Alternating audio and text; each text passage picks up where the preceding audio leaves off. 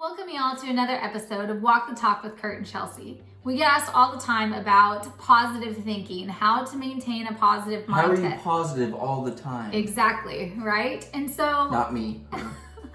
And it's not about being positive all the time or always, just being happy. Or it really is hard when someone tells you, just be positive, right? That's not realistic in any of our lifestyles. So we're always going to have those negative thoughts or those negative things that happen to us. And, they release different things. 80% of our thought processes are negative thoughts. Yep. So we have come up with a list of 5 types of negative self-talk. Number 1 is always or never thinking. I always screw up. This would never work out. Yes, this is never going to happen for me. Nobody cares about me. I'll never find a job. Number 2 is focusing on the negative, right? This is where you have a positive side and a negative side to every situation, but you tend to focus on the negative. So let's say you get in a 5-minute argument with somebody and everything else throughout your day has been well. You've had good things that happen, but at the end of the day, you can only focus on that 5-minute argument with somebody. Mm-hmm. Yeah, it overshadows all of the accomplishments that might have happened, or even something good that might have happened.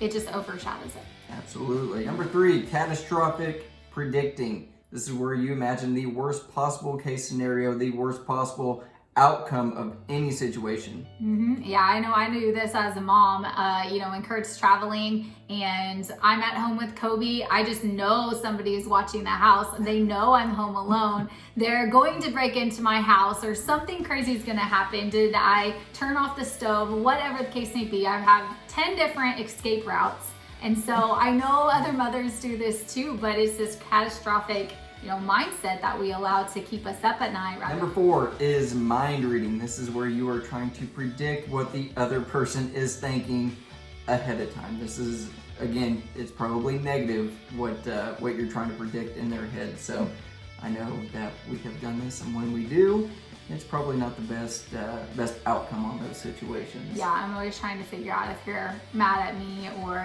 what's going through your head, and it might have nothing to do with me. And when we first started dating, I did this quite a bit. I had a bad relationship with girls in high school, and that kind of planted a seed in me to think a lot of women hated me for whatever reason. And so we would go somewhere, I'm like, oh, she hates me though, or oh, she doesn't like me. And we all have these resting, beautiful faces, and so even just a look can give off that impression, and that person might not even have a problem with you, might not even know you or have any judgment towards you, but we create these thoughts in our head. Number 5 is guilt tripping.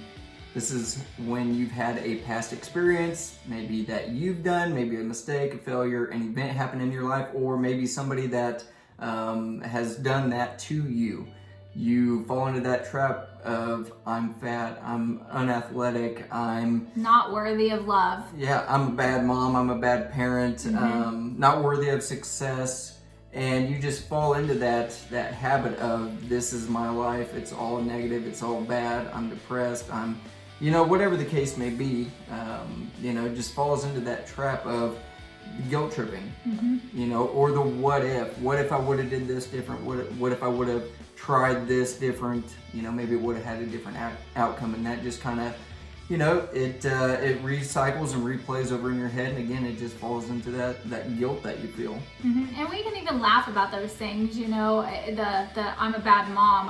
I've heard me or my friends say it. We just like, oh, I'm a bad mom. But those little things that we say to ourselves really do impact the way that we see ourselves, or it allows someone else to be able to feel that way about us. And so they're like little seeds that you plant into your mind, and you might have heard this before, but they are those little thoughts, those little sayings that pass through your head. They're like little seeds, and think of them like a garden. The weeds that grow up in a garden are not as hard to take care of. They grow up through your mind, they take over your garden more easily than it is to grow a beautiful flower or a beautiful garden.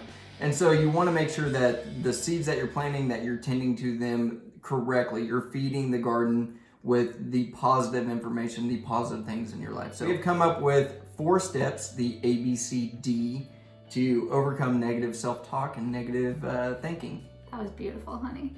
Thank you. Beautiful. All right, so like you said, the A, B, C, D. So A is acknowledgement. You need to acknowledge that you're having this thought process or you're saying these things about yourself. And so it's really, really important that we look back and we don't allow these things to continue to happen. You know what? And like I said, you've got to acknowledge it first. Whatever you resist will persist. So if you don't acknowledge and you don't recognize the fact that you're saying these things about yourself and allowing them to have a negative impact, then they're just going to persistently happen.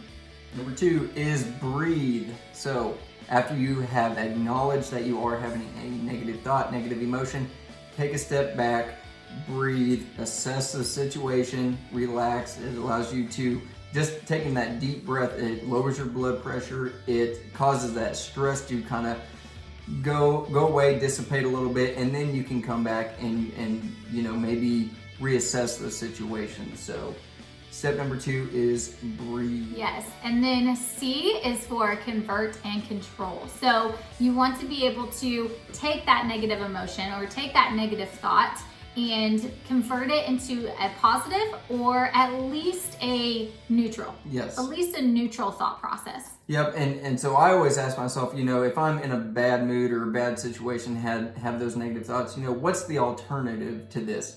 Maybe I'm laying on the couch and I'm really just kind of not feeling it. Well, what's the alternative to this? Maybe I can get up and go for a walk. Maybe I can, listen to something positive, maybe a positive message, positive video, maybe some music that I like to listen to.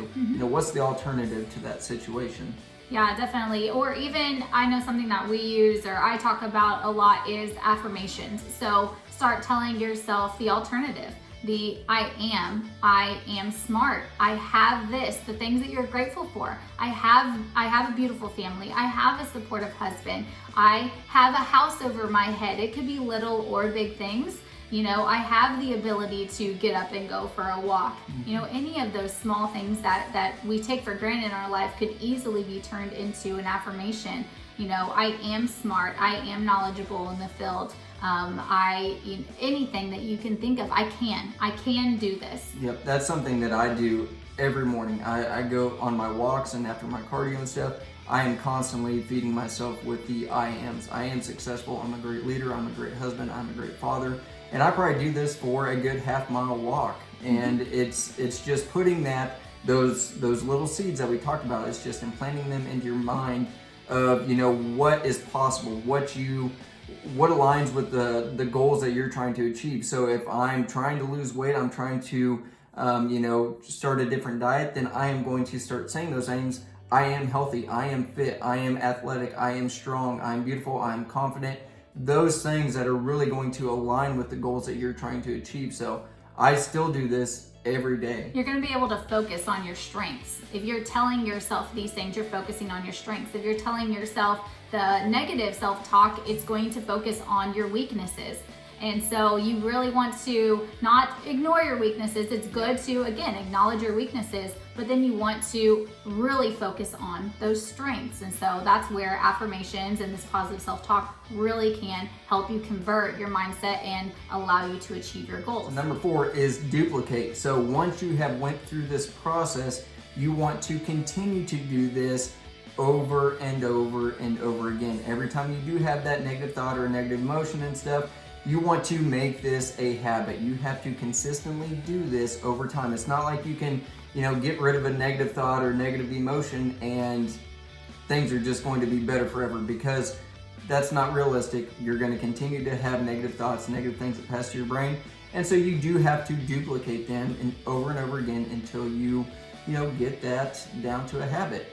Yeah, I feel like I do this from day to day. I deal with cheerleaders or coworkers in close contact. And so when we have a lot of stresses and a lot of pressures and things that can come up throughout the day. And so, you have someone who comes in and they snap at you, or you're asking a question or having a conversation and they just have a bad attitude towards you.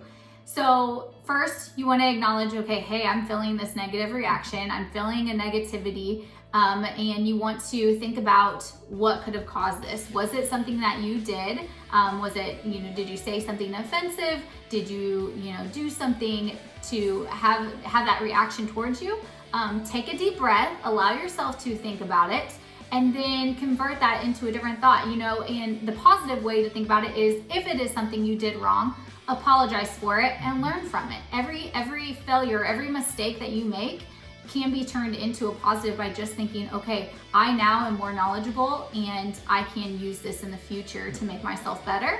Or at least that neutral thought, maybe they're having a bad day and it was nothing that you did. They're just having a bad day and you might have just did something very little, or whatever the case may be, brought up an insecurity of theirs or something that they're dealing with. And so I think about that a lot, and that's how I have duplicated this process. Instead of thinking internally, it's always me and it's something I did, I just go through the ABCs and then duplicate that throughout my day.